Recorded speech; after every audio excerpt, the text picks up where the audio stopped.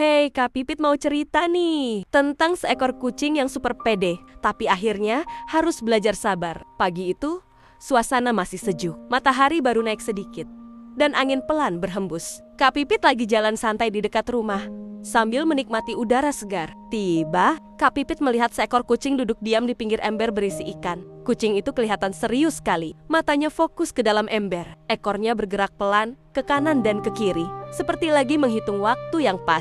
Kak Pipit berhenti sebentar. Ini pasti lagi mengincar sesuatu, gumam Kak Pipit pelan. Di dalam ember ada beberapa ikan kecil yang berenang santai.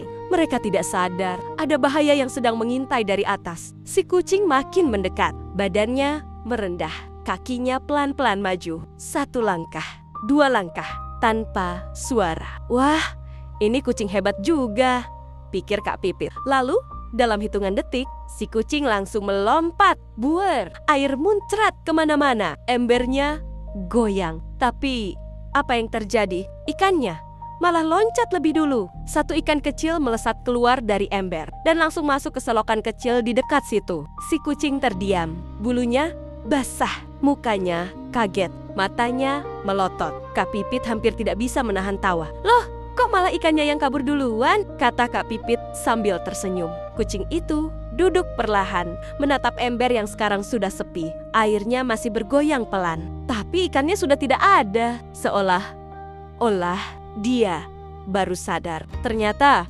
tidak semua yang terlihat mudah, benar-benar mudah. Kak Pipit mendekat sedikit, lalu berkata pelan, "Kadang kita terlalu yakin sama rencana kita, sampai lupa kalau kita juga perlu sabar." Si kucing hanya diam. Mungkin dia juga sedang berpikir, kenapa tadi lompat terlalu cepat? Kenapa tidak menunggu waktu yang lebih tepat? Kak Pipit tersenyum. Kalau tadi, kamu lebih tenang. Mungkin ceritanya beda ya. Angin kembali berhembus pelan. Suasana jadi lebih tenang. Kucing itu akhirnya berdiri, menjilat bulunya yang basah, lalu berjalan pergi.